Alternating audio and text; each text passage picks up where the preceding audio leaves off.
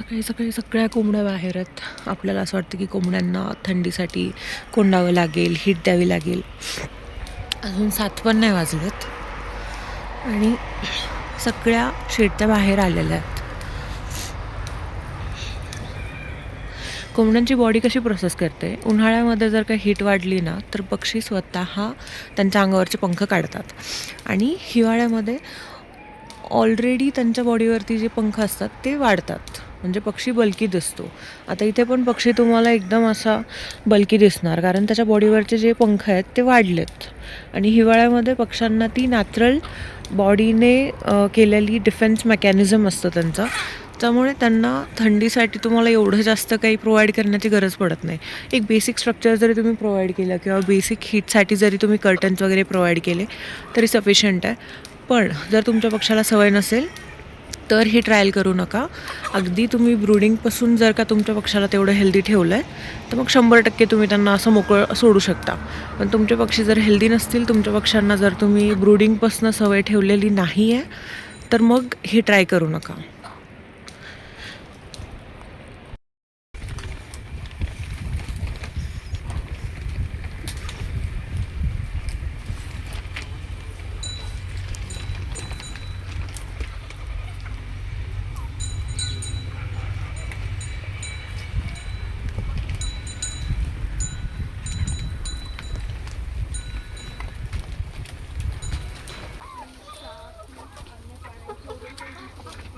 साधं शेड आहे पन्नीचं.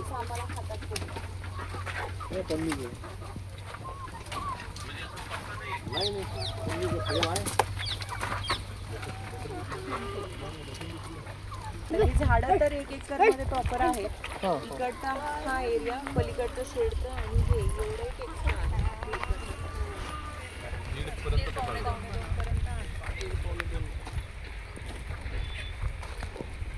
Next target काय तुमची? 1 लाख पक्षी आणि युरोपला राष्ट्रपती भवन कॅन्टीन आहे ना. राष्ट्रपती भवनला कॅन्टीन आणि कॅन्टीनमध्ये एन्जॉय.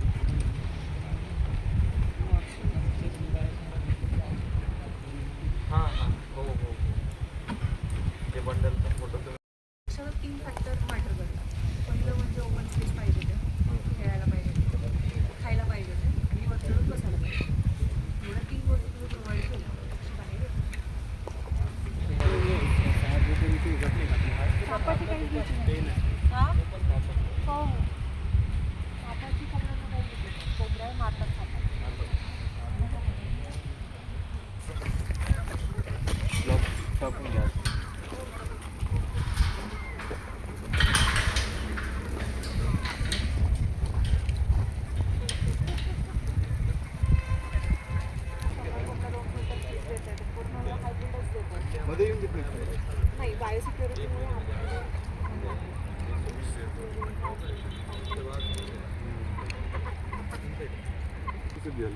लास्ट इयर पास त्याच्या अगोदर सुप्रवीत चालू होता.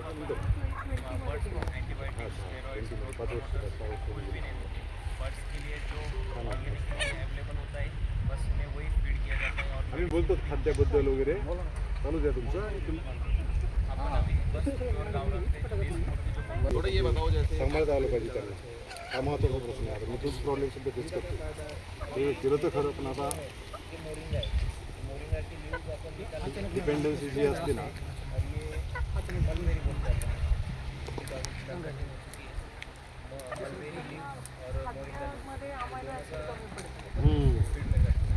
खाद्यामध्ये फिश पावडर भेटते पशु खाद्यामध्ये.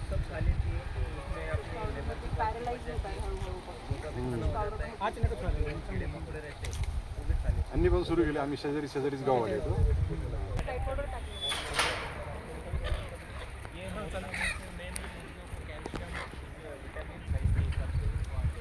चालू आहे आता जरा शेतीकडे बघून बघणार. मी असतो पुण्यामध्ये, गावाकडे कोणीच नाही बघायला. स्वतः घेऊन टाकी काहीतरी इकडून मारतो.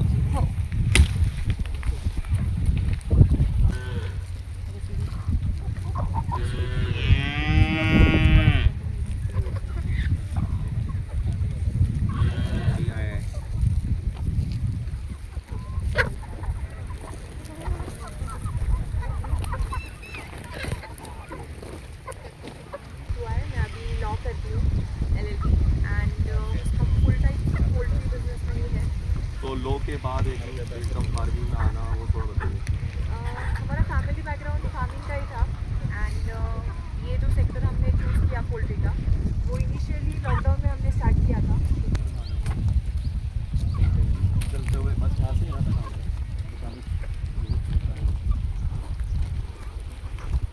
बस ये करना कि फैमिली का हमारा फैमिली मेरा नाम ये है हम इसी कह रहे हैं तो फिलहाल हमने ये दो साल से 2-3 साल रन करना है। आप क्या कर रहे हैं बेसिकली आपका क्या मतलब क्या मैनेज कर रहे हैं वहाँ से लेकर यहाँ तक इधर से यहाँ माइक आप लगा लो।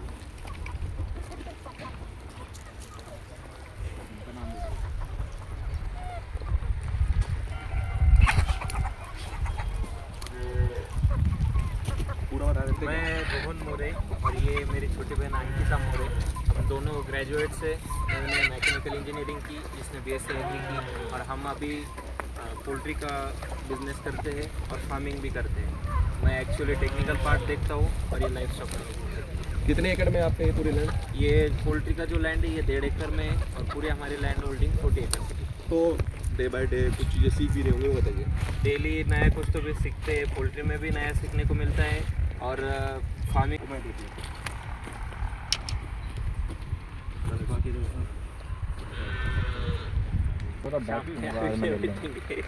अपने आप ही बैठेंगे सामने। हाँ, लगा तो मैं क्लिप निकाल के भेज दूंगा आपको। म्हणजे करत होतो पूर्ण 25 पोल्ट्री करायची। आणि इकडे म्हणजे त्यांना खाणारे प्राणी झटका मशीनमुळे कुठलाच प्राणी आतमध्ये नाही जाऊ इकडे कुठले प्राणी शकत। इकडे आमच्याकडे मुंगूस आहे, कोल्हे आहेत, बिबटे आहेत, कुत्रे आहेत, घूस मुंगूस जे आहे ना, आम्ही पण सोडत नाही आम्ही पण सोडतो हां मग मारू सुद्धा आम्ही हां सापले लावतो आम्ही ना खरंच ना सापले लावतो भेटला तर मग रबा नाही मारतो हां आता आम्हाला काही नदी जवळ आहे, वन्य प्राणी जेवढे आहेत तेवढे सगळे इथे आहेत आणि आम्हाला जालना आणि अंबड दोन्हीचं सेंटर पॉईंट आहे आणि नदी आहे। जालना महानगरपालिकेने कुत्रे धरले तरी इथे आणून सोडणार, अंबडमध्ये धरले तरी इथे पण आणून सोडणार। आमच्याकडचा भाग कसं आहे निव्वळ आम्ही जंगलात राहतो तिथून त्याला म्हणजे जंगल लागून आहे आम्हाला फॉरेस्टला रान डुकरं फान डुकरं ही सगळे येतात त्याच्यामध्ये काय त्यांना आम्ही घाबरत नाही, फक्त आम्ही घाबरतो कोणाला माहिती आहे का 2 पायाच्या प्राण्याला सारे लबाड आहेत काय होतं मग कोणी मोडूनच टाकेल कोण तोडूनच टाकेल कोण घेऊनच जाईल ही टेक्नॉलॉजी आता जी आपण पसंत काढली आहे अँगलमध्येच मला बघा ह्या शेडची हाईट किती आहे? याची सेंटर 7 आहे, 7 फूट आहे आणि बाजूने 5 फूट आहे। जेव्हा पाहिजे तेव्हा फिरेल आणि काय 15 झाडं 7 आणि 15 फुटावर।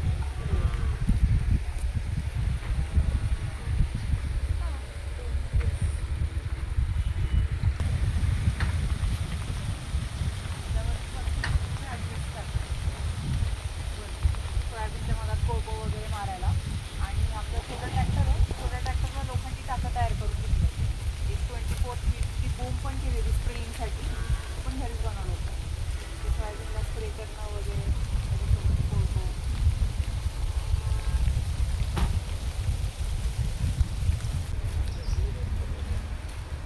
ती कशी जमीन पाणी खाली जाते परत ते ती लगेच फ्लो चालू व्हायला लागते। त्याला बांध एवढा मोठा तिथल्या मला जाय त्याला धक्का जर त्या घाबा जर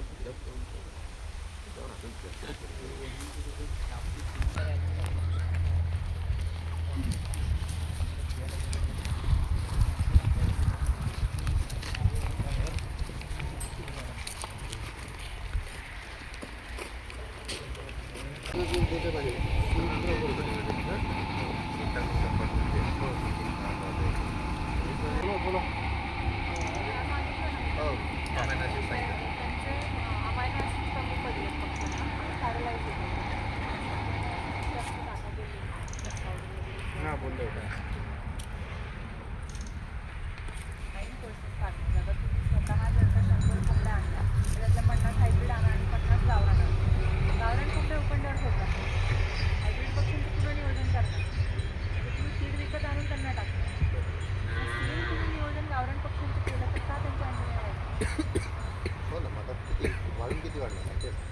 120 150 पर्यंत जातील. जे मेजर कॉन्सेप्ट मार्केटमध्ये आहे की गावरान पक्ष्यांचे वेट गेन होत नाही आणि अंडे कमी देतात. हा कॉन्सेप्ट जोपर्यंत तुम्ही ट्रायच करत नाही, त्यांना पूर्ण म्हणजे त्यांना फिडिंग देऊनच बघत नाही, त्यांचं न्यूट्रिशन फुलफिल करूनच बघत नाही, तोपर्यंत तुम्ही नाही बोलू शकत ना की त्यांचे वजन वाढत नाही.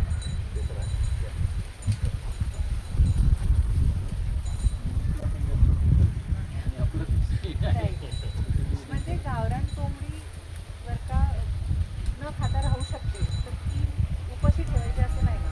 म्हणजे उलट वाळवंटात राहतो म्हणून तो समुद्र डिझर्व करत नाही असं नाही ना. जे आम्ही अचीव करतोय ते आम्ही ट्रेनिंग सेंटरमधून त्याचं 1% पण नाही करू. आणि आम्ही तो मोठे नाही म्हणजे आम्ही जिथे समजा करत असतो समजा पेड की आम्ही तुमच्याकडून आता म्हणजे तुमची समजा चार्ज घेतली तर तुम्ही आमची ट्रेनिंग तुमच्या शेडवरती वापरता. आम्ही तुम्ही जोपर्यंत पोल्ट्री करणार आम्ही आन्सरेबल आहे काय अडचण झाली तर कुठेतरी आम्हाला तेवढा वेळ देणं पॉसिबल नाही, कारण आम्ही फक्त पोल्ट्री आम्ही रिसर्च हब चालवतो इथे आता. आम्हाला वेगवेगळ्या रिसर्चेस कंटिन्यू करत राहायचं आहे का फील्ड. आम्हाला इकडे वेळ देणं सध्या प्रेफरन्स आणि तो समजतो. गांडूळ जो आहे ना कोंबड्या खातील किती 1-2 इंचापर्यंत. 2 इंचावरती 1% गांडूळ राहतो. 99% गांडूळ हा 5-6 इंचाच्या खाली राहतो जमिनीत.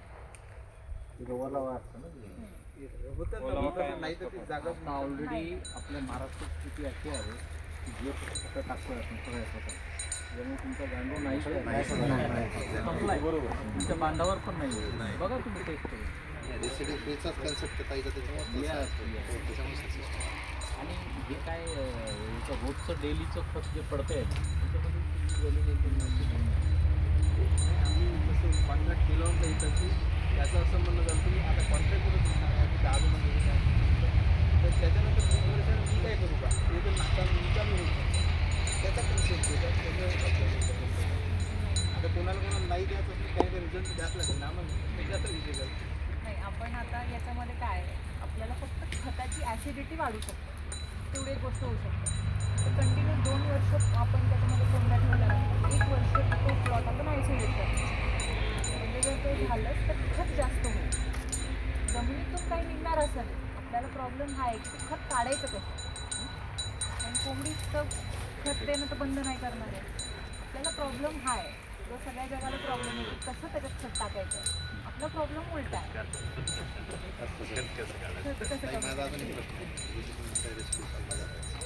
रेसिडी फ्रीमध्ये आता तुम्ही त्या कोंबड्याच्या पिकावर अवलंबून किंवा तुम्हाला बाहेर जीवामृत लावणार आहे. जीवामृत वगैरे आम्ही मोसंबी पण आहे आम्ही मोसंबी आमच्या पलीकडच्या शेतात ड्रम वगैरे मध्ये मोठ्या टँकमध्ये तयार लिक्विड फॉर्ममध्ये लिक्विड असतं फॉर्ममध्ये असतं ना.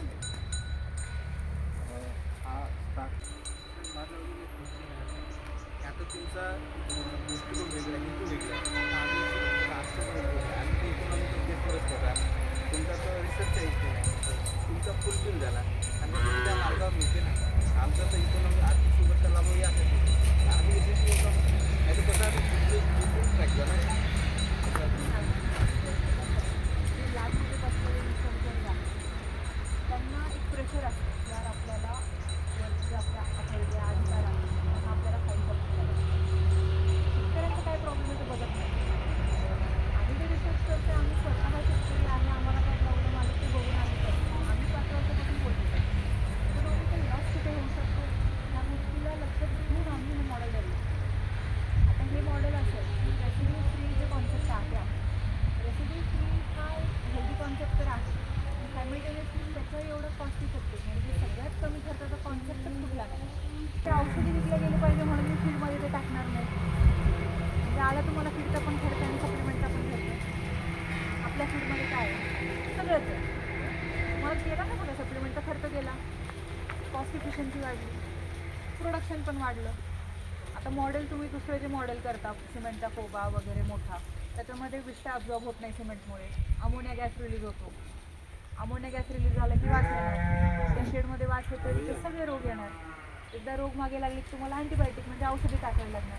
सायंटिफिकली प्रूव्हन आहे की जिथे तुम्ही केमिकल औषधी टाकता त्या विष्ठेमधून डबल अमोनिया गॅस रिलीज होतो. म्हणजे डबल अँटीबायोटिक वापरायला लागणार. परत कॉस्ट वाढली. क्लिनिंगची मेंटेनन्स कॉस्ट पण वाढली. आपलं शेडच लोक असते, त्याला मेंटेनन्स नाही आहे. इथे पण तुम्हाला कुठेच वास येत नाही आहे. म्हणजे आपली इनिशियल कॉस्ट जितकी कमी आहे, जी व्हिज्युअली दिसत म्हणजे आपल्याला डोळ्याने दिसत नाही ती कॉस्ट, पण ते सगळ्या पोल्ट्रीमध्ये आहे, ती आपण पूर्ण कट डाऊन केलेली आहे. तर जिथे बाकीच्या पोल्ट्रीजचा एका अंड्याचा खर्च 8 रुपये 9 रुपये येतो, तिथे आपल्याला एका अंड्याचा खर्च 4 रुपये येतो.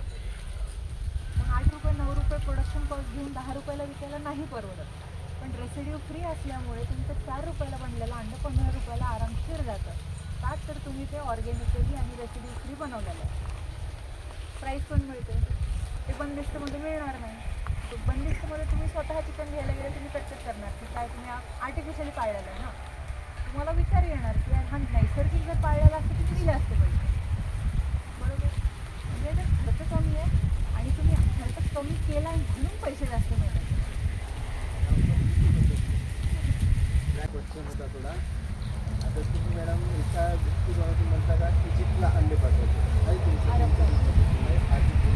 तो तुम्ही म्हणता का आम्हाला दिसत नसतात, म्हणजे काही तुमच्या विरोधात नाही, शिक्षण करता आलं आणि एकीकडं तुमचं हे झालं आहे म्हणजे हे झालं पाहिजे, प्रयोग झाला पाहिजे ना. पण अशी गोष्ट आहे म्हणजे सध्या महाराष्ट्रात अंड्याची फुलफिल नाही करू शकत आहे. ते पण कसं बघू शकता तुम्ही, कारण इथंच आम्ही पूर्तता नाही, आम्ही इथे विकत नाही असं नाहीच आहे ना. आम्ही एक्सपोर्ट कधी करणार? इथलचं आमचं मार्केट, आमचे जर का 10,000 अंडे विकताय तर 5,000 इथे जातील, 5,000 बाहेर जातील. पैशाच्या हिशोबानच म्हटलं मॅडम तुम्ही. नाही, इकडे बघा, आता शेतकऱ्यांचा सगळ्यात मेजर प्रॉब्लेम काय होतो, शेतकऱ्यांना एक मार्केट नाही मिळत. इथे आपण शॉर्ट आहे मान्य आहे. इथलचा भाव तुम्ही वाढवण्याचा प्रयत्न केला तरी वाढणार आहे का? तुम्ही जर का इथे 20 रुपयाने विकायचं म्हणलं विकलं जाणार आहे का? पण जर का एक ऑप्शन आहे की 50 रुपयाने बाहेर चालले, इथे 18 रुपयाने ते घेतील ना, कुठेतरी फरक पडेल. म्हणजे मेंटॅलिटी बदलेल ना लोकांची. आणि तुम्ही जास्त प्रोडक्शन झालं तिकडे जर असं पंचायत दाखवला इथचा ओघ वाढेल. इथे तर वाढेल ना. म्हणजे कसं असतं, तुम्हाला मार्केट डिरेक्ट इकडे तुम्ही कितीही करा नाही बदलणार. तसं जर असलं असतं तर भाजीपाल्यासारखं एखादं मोडणं झाला असता आता. तेच म्हटलं असं ॲक्टिव्हिटी इकॉनॉमिकली व्हायबल, टेक्निकली म्हणजे इकॉनॉमिकल झालं, म्हणजे सोशल झालं, म्हणजे पॉलिटिकल पण कुठेतरी सगळ्याच ॲस्पेक्टने तुम्हाला खेळावं लागेल, तेव्हा तुम्ही काहीतरी करू शकता सोसायटीसाठी. Thank you madam. आम्ही निघतो थोडंसं. अभी आपके दिमाग में कॉन्सेप्ट क्या है कि 1 महीने का अगर आप बच्चा लेंगे जिसकी मॉर्टेलिटी में होगी, उसकी वैक्सीनेशन मैं पूरे करके दूँगी, आपके शेड पे आएगा तो मरेगा नहीं, ऐसा आपको अभी लग रहा है, राइट. बट उसकी मॉर्टेलिटी अगर आप 6 महीने की मुर्गी भी लेते तो भी होगी, क्योंकि उसका पूरा एनवायरनमेंट बदल रहा है. उसको आदत इस शेड की होगी, उसका शेड पूरा बदलेगा, फीड बदलेगा, मॉर्टेलिटी होने वाली है. अगर मैं 1 महीने का बच्चा आपको दे रही हूँ तो 3 टाइम्स प्रॉफिट ले रहा है. क्योंकि 1 महीने का बच्चा कुछ नहीं खाता, जब तक वो कुछ खा नहीं रहा है वो मेरी शेड पे. पक्षी आणण्यातले मोठे मुश्किल काम आहे. तो आपकी शेड पे. अंड्याची आणि कोंबडीची नाळ जोडलेली नाही, जशी वासराची आणि गाईची आहे. त्याच्यामुळे तुम्ही ते मशीनने उभवता की कोंबडी खालून त्याला ऊब देता, याने फरक पडत नाही. पण तुम्ही जेव्हा कोंबडी बसवता अंड्यावरची, तेव्हा कोंबडी दिवसातून मिनिमम अर्धा तास तरी उठणार खायला प्यायला, तेवढं टेम्परेचर ड्रॉप होतं. ते रोगप्रतिकारक शक्तीवरती अफेक्ट करतं. हाचरीमध्ये जेव्हा आपण अंडे टाकतो, अर्धा तास लाईट गेली तर पूर्ण लॉट बाहेर काढावं लागतं, कारण अर्धे अंडे खराब झालेले असतात. कोंबडी रोज उठतो. तर कोंबडी मागे आपण जेव्हा पिल्लू ठेवतो, ते आपल्याला असं वाटतं की कोंबडी सांभाळणार बाबा त्या पिल्ल्याला, आपल्याला काही करायची गरज नाही. पण कोंबडीची जात कशी आहे की दुसऱ्या कोंबडीने विष्ठा केली तर ही पहिले जाऊन तोंड मारणार. गाईनं चाऱ्यावर पाय दिला तर ती साधा चारा खात नाही, कोंबडी पहिले जाऊन तोंड मारणार.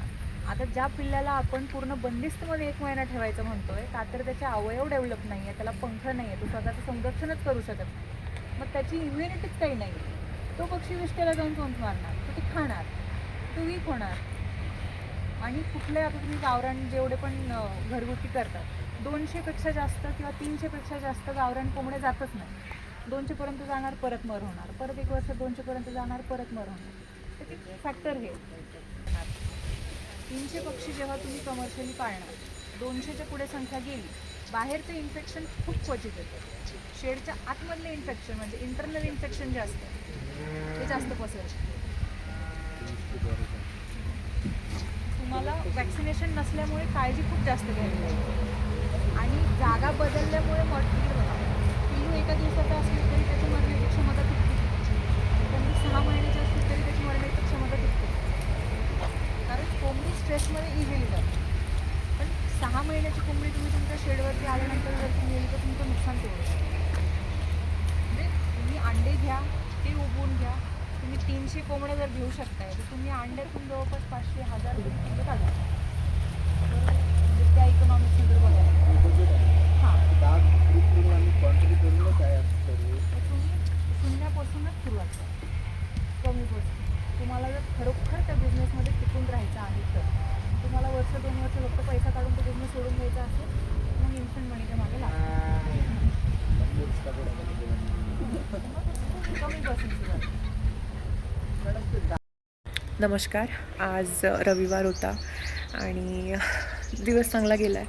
मला पहिले व्हिडिओ शूट करायला वेळ नाही मिळाला आहे. मी क्लिप्स ज्या आहेत त्या सगळ्या शूट केलेल्या आहेत दिवसभराच्या, त्या सगळ्या मी ॲड करते आहे. जेवढे तुमचे प्रश्न असतील, जर का काही व्हिजिटर्सच्या क्वेश्चन्समधून तुम्हाला ते प्रश्न घ्यायला त्याचे उत्तरं तुम्हाला मिळत असतील तर चांगलीच गोष्ट आहे. आणि दुसरी गोष्ट म्हणजे आपल्याकडे पालघरचे तालुका कृषी अधिकारी पृथ्वीराज पाटील सर पण आज आलेले आहेत.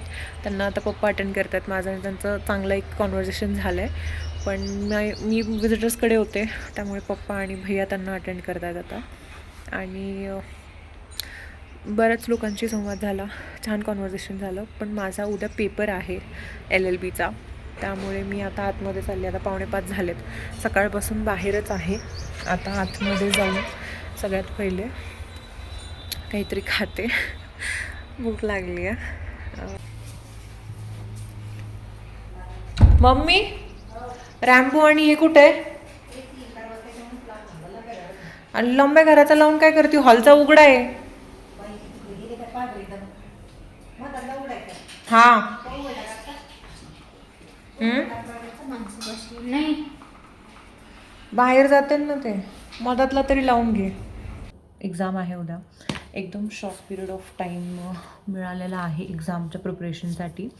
आणि कामामुळे लेक्चर्स अटेंड नाही करत मी, किंवा रेग्युलर कॉलेजही माझ्याकडनं होत नाही कामामुळे. तर जवळपास जे पण काही आहे एक डिस्टन्स लर्निंग कोर्समध्ये एनरोल असल्यासारखी मी आहे लॉला. आणि उद्या माझा अजून एक पेपर आहे.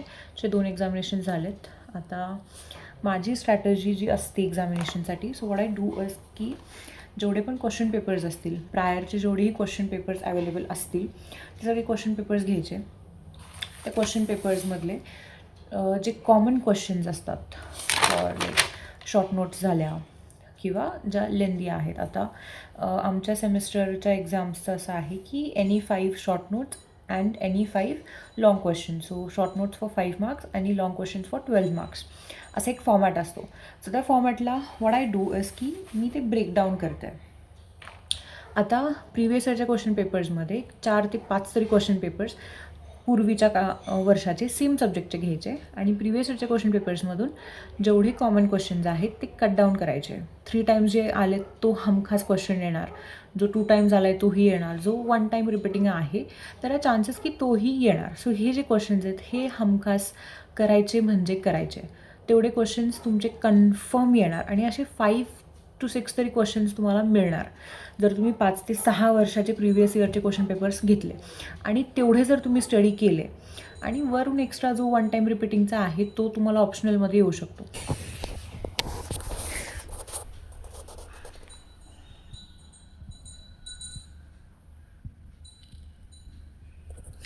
दोघे इतके गोड झोपतात ना जवळ येऊन.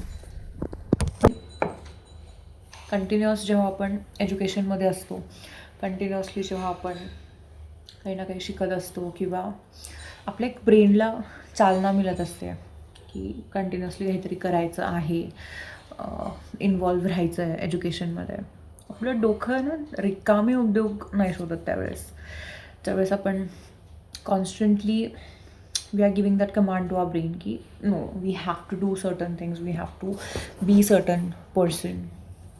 ज्यावेळेस एक इनिशिएटिव्ह आपला येतो ऑन एज्युकेशन की कंटिन्युअसली आपल्याला काहीतरी शिकायचं आहे, काहीतरी करायचं आहे, काहीतरी बनायचं आहे. It's not that I have to practice, but मला लॉ ॲज अ नॉलेज आणि as a field, also as a profession, it's very nice. पण सायमल्टेनियसली त्याच्यातून जे शिकायला मिळणार आहे, आपण ज्या कंट्रीमध्ये राहतो, त्या ज्या देशामध्ये राहतो, त्या देशाचं संविधान, त्या देशाने आपल्याला दिलेले जे राईट्स आहेत, हे ॲटलिस्ट आपल्याला माहिती असणं गरजेचं आहे, असं मला तरी पर्सनली वाटतं. सो दॅट ना कोणी उद्या आपला गैरफायदा घेऊ किंवा ना आपल्याकडून कोणाचे राईट्स व्हायोलेट हो, एवढं एक बेसिक मला तरी फरक कळतो. सेकंड थिंग इज की it's no bad or there is no loss in getting knowledge. आणि आय विश की मी इवन लॉ झाल्यानंतर मी फूड टेक्नॉलॉजी करेल किंवा something else. I will love to go in to new field. काहीतरी नवीन शिकत राहायला मला कॉन्स्टंटली आवडतं. सो मी काहीतरी पुढेही करत राहील अशी अपेक्षा आहे. आय जस्ट होप की माझा इंटरेस्ट कधी त्या गोष्टीतून न जावं, जसं आत्तापर्यंत नाही गेला.